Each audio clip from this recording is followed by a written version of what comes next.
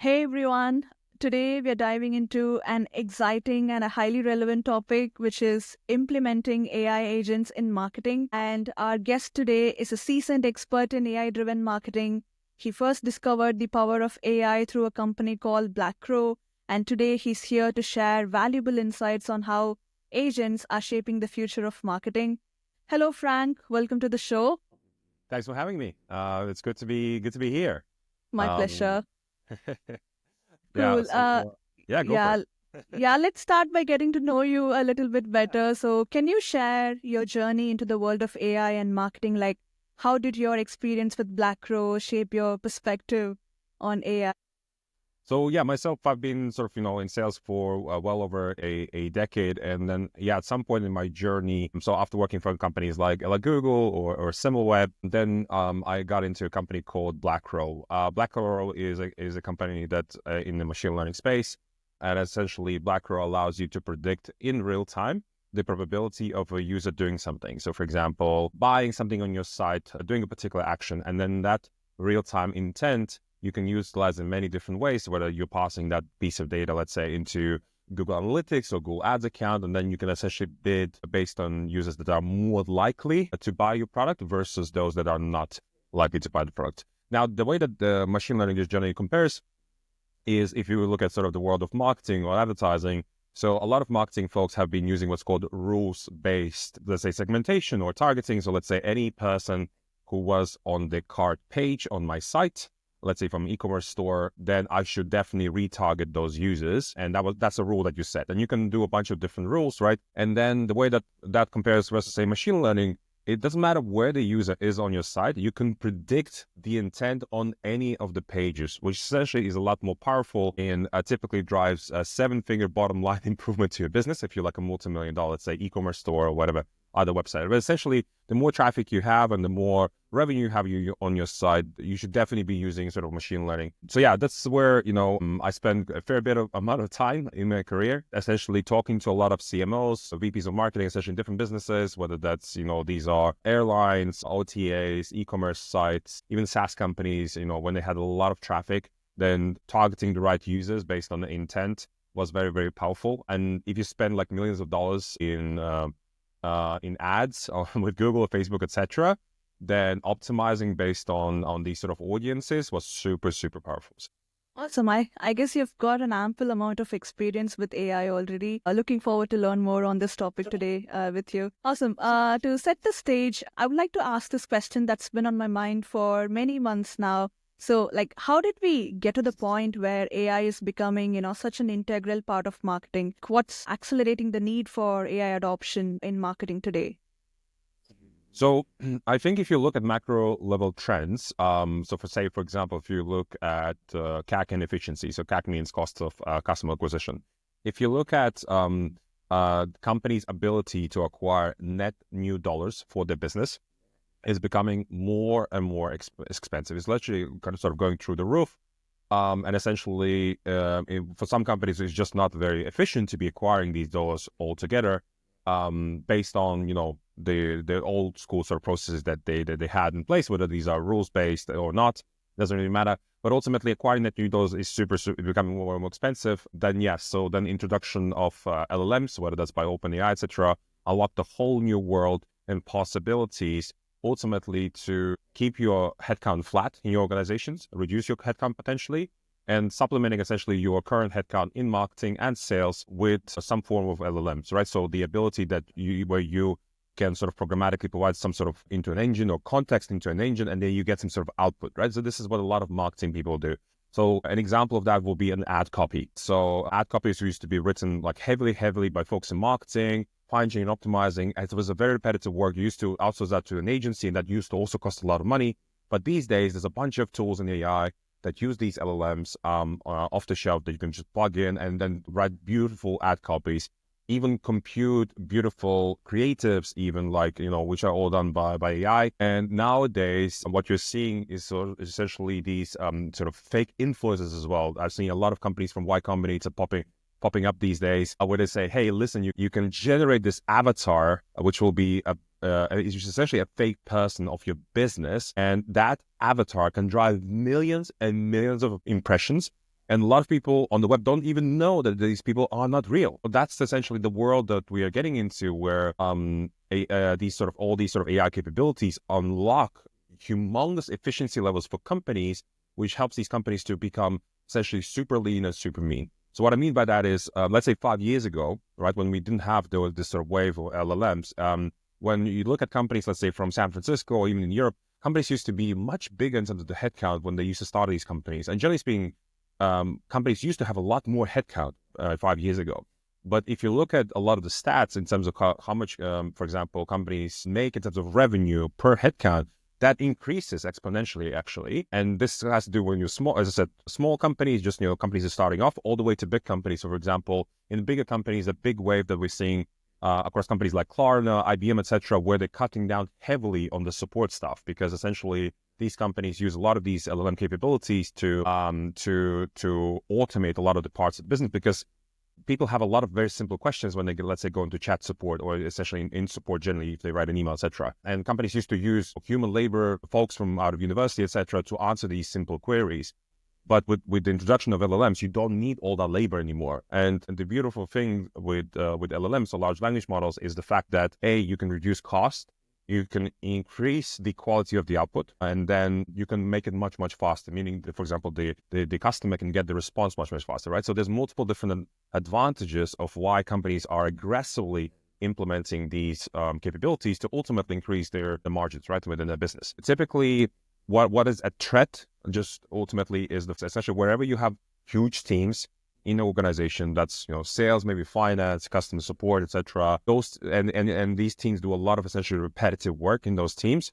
Then they're more prone to be ultimately what we call augmented, right, blended with agentic some sort of capabilities or LLMs to essentially do more with less. Less meaning less of a headcount. And what we're going to see essentially happening as we progress this year and also next year is ultimately redistribution of labor. So essentially people will be doing different jobs, whether those jobs could be prompt engineers and a bunch of other jobs. We're definitely going to see more of those jobs available on LinkedIn, whatever those jobs are. So we're going to see a lot of that. And the way that I compare this sort of evolution essentially and this sort of transition that we're going through is very similar to how a robotics wave came into factories, right, back in the days. So I'll look at that sort of as a hardware revolution, right? So there were a lot of people working in the factories and assembling, let's say, cars, etc. And then suddenly you have a bunch of robots. Today, we're going through a similar sort of thing, but in the world of software, right? So if people are in front of the computers doing something manually all day long, well, why wouldn't, an AI agent, et cetera, kind of help you with a lot of these tasks? Now, this is not to say that, every single person will be replaced, because there's still, place for the human. And I am a very big believer in the fact that you will see a world where we will be blending humans and AI agents to ultimately drive more output for the organization. Let's say in the world of sales, which is where I'm at, with a lot of lower cost per unit produced. So let's say in our case, if we are in the business of helping our customers to generate a sales pipeline, and that typically means meetings, then we'll help you to generate more meetings at a lower cost per meeting, right? So this is how we are thinking at the back of our minds. How can we help our customers to do that? And AI agents or LLM is part of the puzzle to achieve that, but it's not the only thing that needs to happen. There's also other things that need to happen. Essentially, you need to orchestrate, let's call it the software or the automation, which is the ultimate goal, right? Because essentially an AI agent is just a means to an end. But an automation is what everybody kind of striving towards, having essentially, leaner and meaner business. And that can come in sort of many different shapes and forms. So for example, I'll give you a couple examples. So we have an off-the-shelf solution. So we have an AI agent called Agent Frank. So you can essentially spin up an agent and literally relatively super fast, get it up and running and help you generate essentially additional meetings fully autonomously. And most of the organizations in the B2B, they need to typically need to do two things. One is to build a great software, or the great technology, a great service, and then you need to sell that service, right? So we just help companies to generate that demand for the business a lot more effectively. Now that's one example, right? Off-the-shelf solution, you find it on the internet, sign up, off you go. Now there's another type of sort of automation which a lot of businesses sort of should be introducing to keep the business sort of leaner and meaner. And this is essentially where you look at sort of your internal business process. So for example, what is it that you're doing something internally manually? This could be, for example, collecting invoices, processing invoices, doing reports, etc. So whatever you're doing manually within your business, you should sort of stop doing that. Like, because a lot of these things can be automated. So how could that be done? Practically speaking, is let's say you would implement a software, for example, make.com is one example of a software, or another software which is slightly more advanced, which is N8N. N8N, essentially, these are like these beautiful sort of workflow tools where you can literally automate a huge chunk of your business. And you can plug in an AI agent, an LLM, and many other things, right? To automate and ensure that people stop doing repetitive things, right? So think of kind of back of your mind, if you're a business owner, your sales leader, whatever you are, or a marketing person, and you're doing something super repetitively every week or every day, you're doing the same thing. That's a prone to automation. It's always a question in the back of our minds. Could we automate this task? Is this an N8N case, what we call?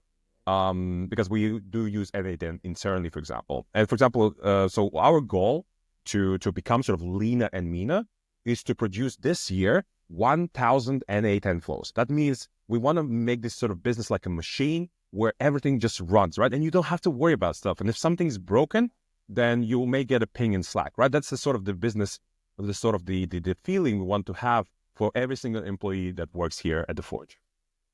Amazing. That was really amazing. So speaking of use cases, like, do you have any standout examples where AI is making a massive impact?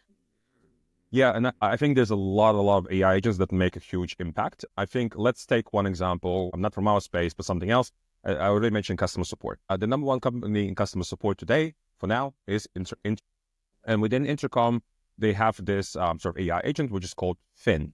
So what Finn does, it looks at, for example, everything that's available in your knowledge base, right? Everything that you wrote up about your company, like the knowledge articles, etc. It uses those articles to help answer questions for the companies super fast, literally within, let's say a few seconds, right?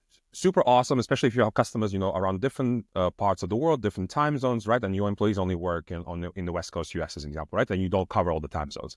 So Finn, for example, could be covering non-working hours, right? Or if you have too many tickets, right? You can enable Finn, etc. And the interesting thing about something like Finn is that Intercom will only charge you $1 or 99 cents only when there is a resolution, when the customer feels like that the agent has actually answered the question, right? And actually incentivizes Intercom to do a better job with the AI agent, right? Because they want to charge more their customers, right? But also at the same time, what it helps that business, right, that gets a lot of these queries is ultimately reduce the pressure to hire more humans. Because if you then compare, say, the cost of hiring a rep in the Bay Area, let's say hiring a rep in the Bay Area for your business and setting on an Intercom answering question versus using an AI agent, you will quickly see that the AI agent outperforms in a lot of the cases. So there's actually definitely cases where, for example, AI agents are not very great, which is, for example, if a customer comes to your business and says, hey, I have a bug with your product. Now, that's not something that I've seen, for example, AI agents excelling, right? You have a bug in your software, right? Or something is not happening. And AI agents are not yet sort of engineers, right? They can quickly go into the software, investigate what's happening, right? Ask the right questions and actually fix those bugs on autopilot. So I haven't seen that. However, we do see already a world as of sort of, 6 months ago or so, where there's companies like Cursor or companies like Lovable, essentially. There's a lot of different companies that probably help to 10x sort of engineers. So essentially you apply a lot of really cool capabilities on top of engineers or on top of essentially product managers that maybe don't know how to code, but essentially these tools help you to code and help you to code very fast. So we're going to see essentially a lot more code being shipped just generally by the current engineering population. And what we're seeing right now as a wave, I've seen that on LinkedIn yesterday, is that number of job ads, for example, of engineers around the world on Indeed.com, which is the number one job site. And you can see that it's actually reducing slightly. So there's essentially on average, essentially companies hiring fewer and fewer engineers. And the reason why it's kind of sort of goes down is because ultimately the current engineering team that you have can produce more with the tools if you give them those tools, right? And think of it this way, that, if you have a really kick-ass engineer, he's a senior and he does a really cool job, and then you give him a tool to supercharge him, right? So to maximize his output, that's a good use of your capital instead of hiring more engineers, right? To do more code, right? So that's the world that we're going into. You have these sort of leaner and meaner teams in customer success, engineering, and in the sales is the same thing, right? So salespeople are super expensive, just generally, like, so essentially the other reason which which the other sort of trend that we're seeing why these AI agents or LLMs are coming into place is because also the salaries are rising exponentially Yeah, due to right. inflation, for example, right? That's another kind of pressure that's being applied on the companies, because ultimately, if I have to pay more to my employees, well, then I have to raise my prices for my software, right? Then which impacts my customers, and ultimately that will impact the churn of the business, right? So this is another kind of pressure that a lot of businesses are having. And if you just look at the inflation rates, whether that's in the US or Europe, etc., and the fact that your pricing doesn't go up with inflation, in the same sort of trajectory, then businesses are under pressure to do layoffs, right? Because due to macro and economic impact, and this is why there's that huge demand for AI agents, right? To see whether companies can augment. So this to say, we definitely see a lot of interesting stuff already happening, right? It's not like, this is like a crypto wave or something, right? Where, it feels like nothing has really changed with the world of Bitcoin, etc. Or at least a lot of people don't feel like a lot of things have changed, or not yet at least. But with AI, you can see already a lot of different places where there's a humongous impact. So for example, we're seeing that across our customer base, right? When we have started to use even LLMs before ChatGPT came out, and then also seeing this in other places, sort of transformation of companies, which is quite exciting. So I'm really looking forward to, for example, when Sam Altman just recently announced GPT-5, rollout and things like that, and that's it. That will be the final one apparently. So yeah, so we're gonna definitely see still a lot of change in the next few years to come. And what I want to kind of say to everybody is that you have to think about your sort of what I call employability, right? So you have to think about, okay, with all these changes that are happening in the world of AI, LLMs, etc., how do you ensure that you just can't be replaced, right? So that typically means, things that have to do with, kind of on the creative side, let's call it content, being on the podcast, etc. All of these things will still remain, right? But there's definitely a lot of the jobs. If you're doing something like super repetitive, then you should know that the agent is coming after your job, essentially, right? And it will eat up. And ultimately, that means there'll be fewer jobs in that particular function, and there'll be more competition for the same jobs. And ultimately, companies will only hire the best people for those jobs. And I think that's fine, because ultimately, when I think about running my business, so we scaled, let's say, from 3 co-founders last year to right now 37 employees in literally 12 months. I have a very hard time to find really good people for this business. And so what that means is, yes, there's a lot of people in the market, but they're not really good for our business for different kind of reasons, right? So this is why I'm also forced to, okay, if I can't find really good people for my business, I'm also forced at the same time to build these AI agents, right? To supplement my good people that I currently have. But yeah, so, kind of in my mind, again, if somebody's a business owner, etc., or if you have running a large team, if you feel like your headcount is going through the roof a bit, right? Because you're growing very nicely, which is what's happening nowadays. Like, you should kind of think about at the same time, wow, we're growing so fast and the headcount is massively increasing. You have to ask, kind of back of your mind, are you kind of automating any of the things that you're doing internally, right? Are you implementing AI agents? Are you implementing any or any of these automation tools? Because if you're not, trust me, your competitors are. They're thinking about this. They're thinking about improving profitability levels, etc. They're thinking about how to make sure that you're lean and mean. And the VCs today, so investors are excited in particularly about companies that grow in revenue like massively, but the headcount stays low, right? So think of that as well, right? So how will the market perceive your right efficiencies, etc.? And ultimately, the perception today is it's not anymore growth at all costs, right? Like it used to be sort of 2-3 years ago, but it's about efficient growth. And like efficient growth, in simple terms, could also mean like flat headcount, but revenue just keeps going. And then every employee in the business should be incentivized to think in that particular way. Awesome. So we spoke a lot about automation now. I also want to touch upon how AI is influencing the strategies in different departments. So are they just about efficiency, or do they also help drive revenue growth? It's both, arguably. Now, in some places, there's some functions, let's say customer support, right? These are not typically revenue generating functions, or engineering is not a revenue generating function. However, when you speak to your CFO, sometimes you may do speak to your CFO or whoever owns the budget for the company or financials. Typically, they look at the largest cost centers in the company. So it means, where do we spend the most of our money, right? And can that be optimized? Now, when you're in marketing and sales, it's all about, hiring the best people so that we can have the greatest output, whether that's MQLs, leads, demos, whatever that is, right? Hiring the best people, because they'll bring the best output, right? So, however, like I mentioned, for hiring good people is really, really difficult. But let's say I will hire one really great individual. and we can't really find other lookalike great individuals, right, to build like a bigger team, then yes, at the same time, the strategy by default means so our hiring strategy is like humans plus agentic capabilities. And I think that's the mindset that we're in right now, implementing the kind of the dual strategy of ensuring that, like maybe the other way to look at it is like, let's say we have a pain in the business, right? And we think that the pain should be solved in the business by hiring somebody to solve that pain, right? This is how companies used to think. Now, the way that we think about solving pains is, first of all, we think, okay, can an AI agent solve this? As a first thing back of our minds.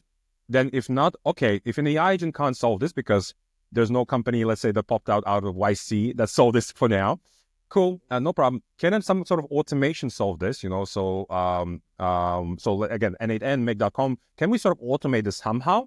So it kind of mimics an AI agent in one way or the other. Okay, not an option, no problem.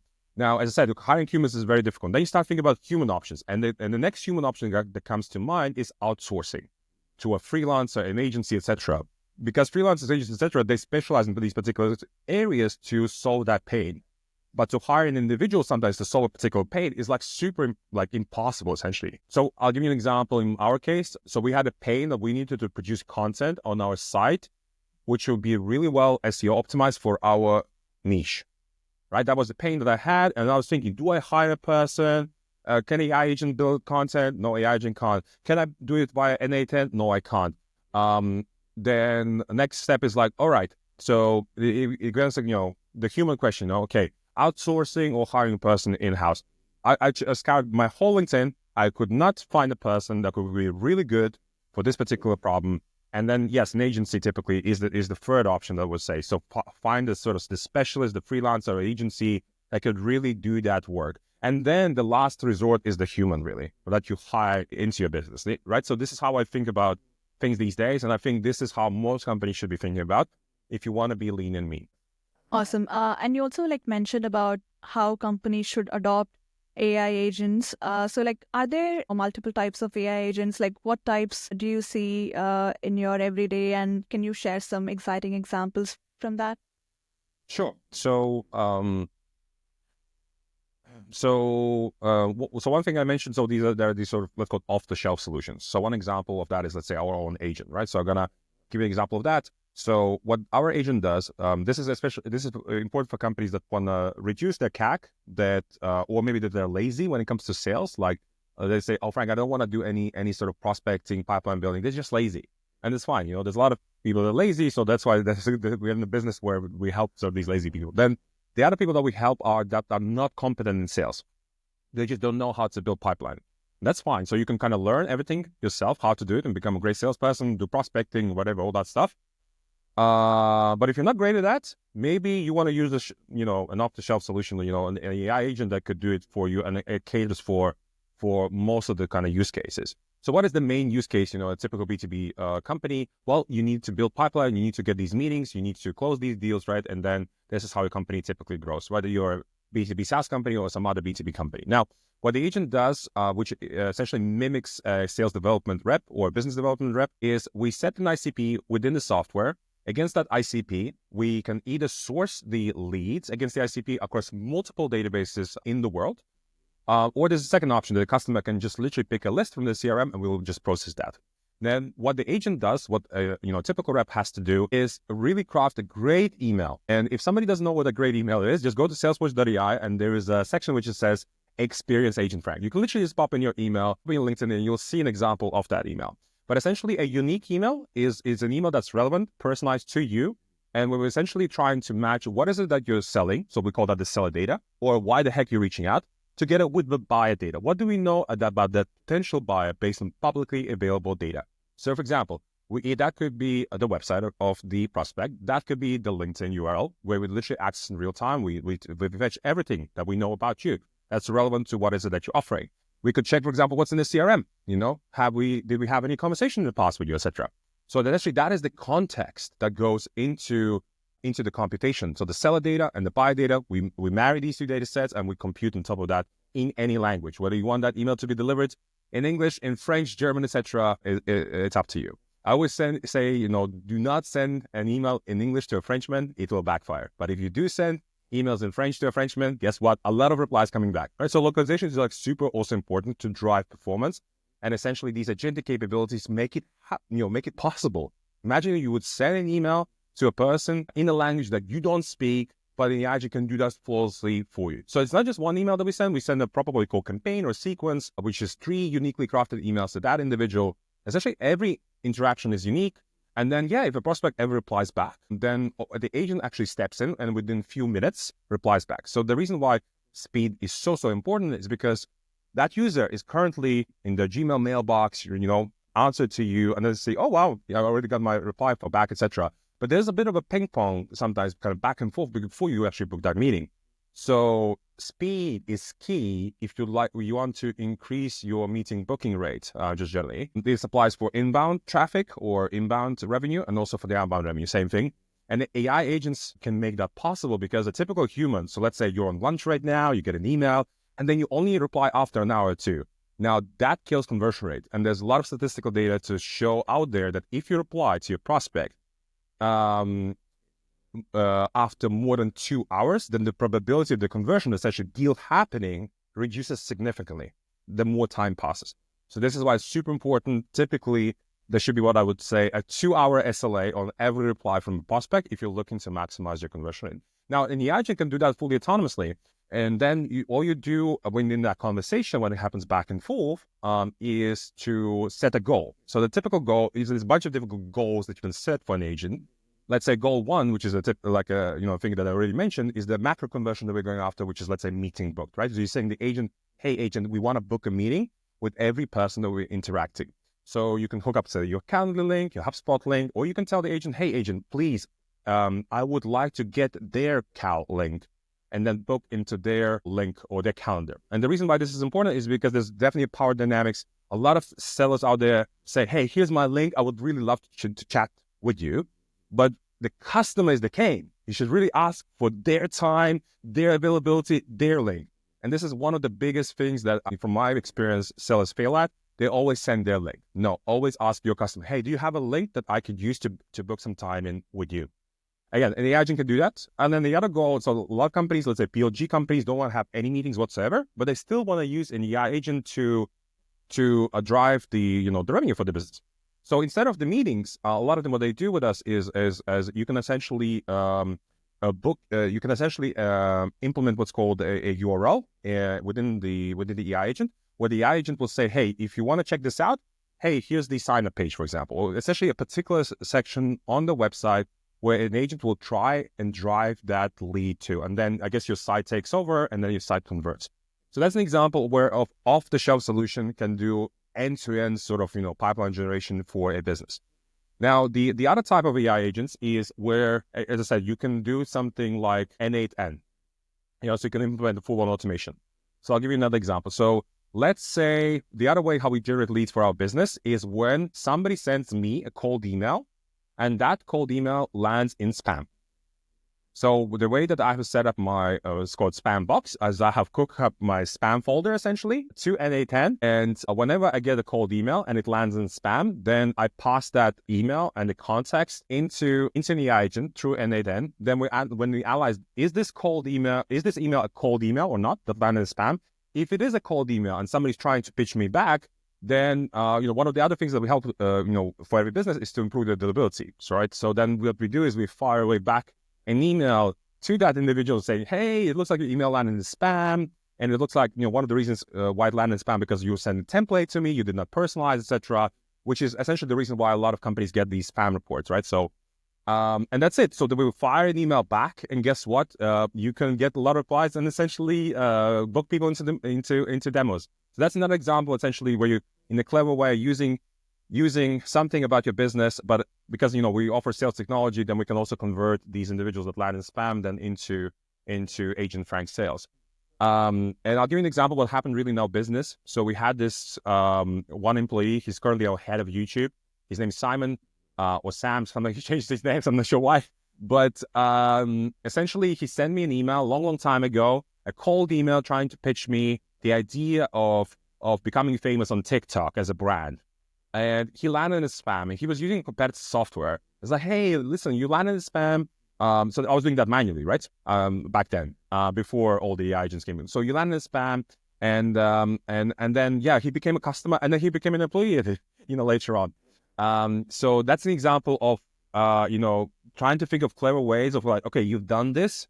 This has resulted in some form of success when you've done this manually, and then you have to think back about, could I apply an AI agent? Because I get a lot of cold emails that land in spam. Literally, like every day, maybe 10 to 100 emails in my spam, and they land. In my case, I think about, damn, these are leads, but I have not much time to go out chase after these leads. And like, it's a lot of manual work, right? When there's so many emails landing in spam, it's like, hey, listen, then you have to start to think, hey, I could provide that context into some sort of AI agent and analyze that context and kind of fire back a really personalized email back to the individual to actually help my business grow.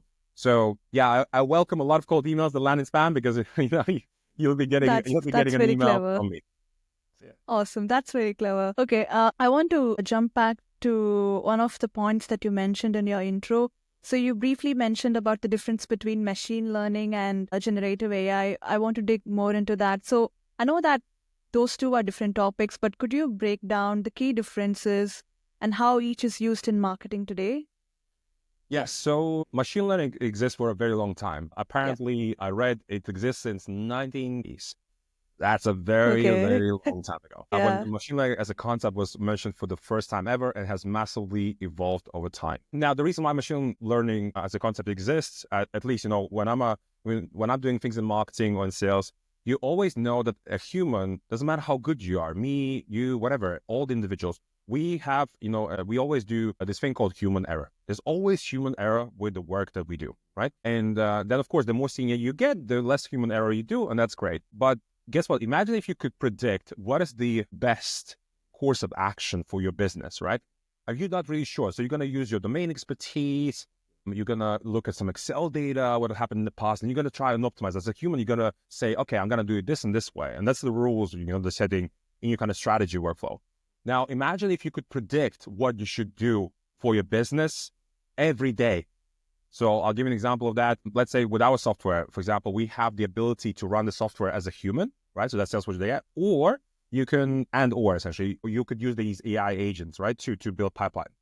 And so we can run a prediction even internally when a customer signs up. Is the customer better off to be on the human path, what we call, or the AI agent path, or doing both to maximize the results for that customer, right? So you run essentially a prediction, and you try and figure out what is the best possible course of action based on machine learning models. So you need a lot of data for that to do the journey, right? So then one of the downsides in terms of machine learning, you typically need a lot of data, and it has to be labeled, et cetera, so that you can do a lot of interesting things with that. So it's essentially predicting outcomes and doing the right course of action, right? And so you can do that, in marketing, in advertising in particular. So naturally, Google uses, for example, machine learning models when you, for example, set, let's say, a CPA in Google Ads, right? So Google tries to predict, for example, what should be the corresponding bid to get to that CPA, right?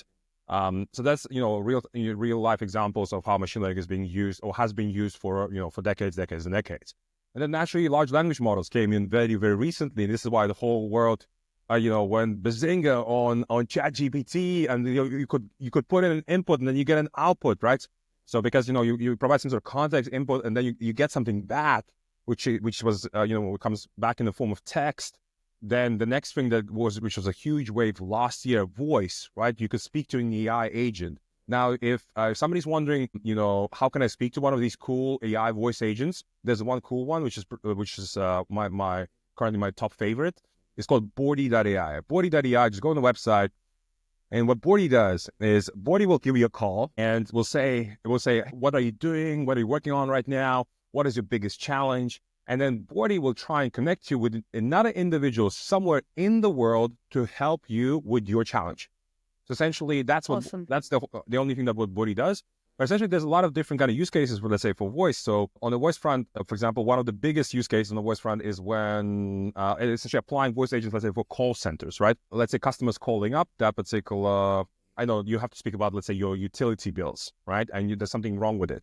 Instead of waiting in the queue for like God knows an hour, etc., to speak to an agent, a voice agent could pick up literally within seconds and have a conversation with you, process your request, and essentially make changes in the system based on the conversation. And that leads to, better service standards just generally within the organization, right? Being able to hit your SLA, so being able to respond very fast to your customers. And you can do that in multiple languages, whether that's in English, German, etc. Right? So naturally, you're not predicting, anything, right? You're just processing inputs into ultimately outputs, right? So ultimately, machine learning and generative AI is all about inputs and outputs. So the better the inputs, the better the outputs, right? It's very simple, like in that sort of sense. It's just that machine learning predicts something, right? Or helps you with decisioning essentially. Whereas generative AI gives you some sort of, text or voice. And then this year, what we're going to see, which is a massive development, is definitely going to be in the video space. Ultimately, you'll be looking at different videos, podcasts, potentially like this one. You'll be thinking to yourself, is this guy, Frank, even real? I'm not sure whether he's real. Is this an AI agent right now that's telling me stuff? Or it's actually a real human? And we're literally going into this, into this True. year where you will be questioning the stuff that you're going to see on the internet. So I'll give you an example of what I'm seeing or what I'm also tested. I tested, for example, deep fakes, sales deep fakes. What does that mean? Is I would give you my voice, I would record my voice, I would record my face, and then I would tell the machine or the agent, hey, listen, I'm trying to reach out to this person. Can you please produce like a super cool 30-second video where I'm going to mention some stuff about them on LinkedIn, and they're going to kind of tie that in with what I'm selling, right? And you could produce these videos, and there's also a lot of solutions that are popping out there, but that's just one example. The other example I already mentioned is you can build these sort of fake influencers as well. They get millions and millions of impressions and can build your brand essentially, which is super powerful in B2C, arguably, less so maybe in B2B. But definitely the videos are, like, in my eyes, the next wave where we're going to see videos on the web which are fully indistinguishable from real videos that we're used to. And in my eye, for me personally, that's exciting. A lot of other people are freaking out, but I'm typically the person that embraces, the new wave of tech. I find it pretty cool, but I also know a lot of people, let's say my mom, that will be like freaking out, about all these things on the web. And yeah, but naturally that also comes with its sort of, let's call it dangers, just generally, right? When we go into this sort of new world. And so I also expect that there will be more regulations in the US and Europe once there will be, let's call it naughty AI agents, doing something that they shouldn't be doing, right? So then this is where the governments will be more likely to step in. But right now, it's pretty okay in the US. In Europe, it's not okay. I think in Europe, we're really seeing the regulations kicking in before even people are using the technology. So we'll see also what other parts of the world are going to be doing it. Naturally, in China, we're seeing the large language models like DeepSeek, which can reduce cost of LLMs by 95%, which is massive. If you're able to reduce the cost by so much using something like a DeepSeek or maybe similar models from China or similar parts of the world, that actually unlocks even more possibilities, because one of the problems with LLMs or AI agents is some of them were actually a bit too expensive. You're looking to run them on like thousands of or millions of tasks. But if DeepSeek drops the cost by 95% to an LLM like this, damn, it unlocks a humongous possibility. I can go super micro granular on everything that has to happen in the business, and I'll be more essentially likely to use something like DeepSeek. Now, this is not to say you should use DeepSeek. A lot of people are kind of very skeptical about DeepSeek because a lot of data goes into China and the servers, etc. So yeah, everybody has a different perception, but I do know a lot of companies, let's say Perplexity, for example, implemented DeepSeek, but there's a bunch of companies that did implement DeepSeek, while other ones not companies, but actually governments. There are some governments that want to ban DeepSeek because they're based in China. So we're also going to see these sort of geopolitical tensions essentially on LLMs and AI agents. So, but still, at the end of the day, it's quite interesting.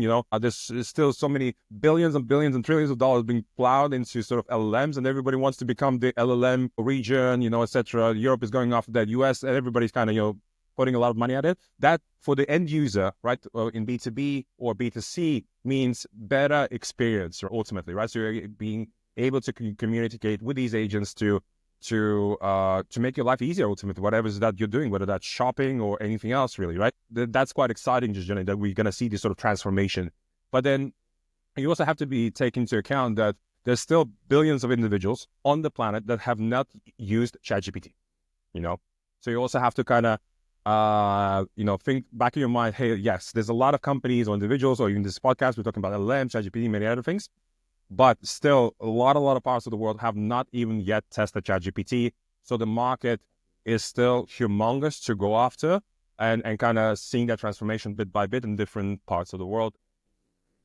Awesome. This session is actually opening up my mind. I don't know about my listeners, but I'm learning a lot. So to wrap up, I wanted to ask what's next for AI agents, but I guess you already covered that part. But do you have anything else to add to that question? Yeah, so I think sort of last year or so, the trend was we're seeing these sort of AI agents popping up, right? And then typically you think about this sort of standalone agent. But the next wave after these sort of standalone agents, we're going to see what's called swarm of agents. So we're going to see essentially multiple AI agents working with each other to drive even bigger outcome for the organizations. So let's say in our case, the way we think about the swarm of AI agents is, so we currently have this one agent called Agent Frank. Agent Frank is an agent and this is what he does. But then we want to also build other agents, which are very, very different to Agent Frank. And they're going to do different things in a different way, etc.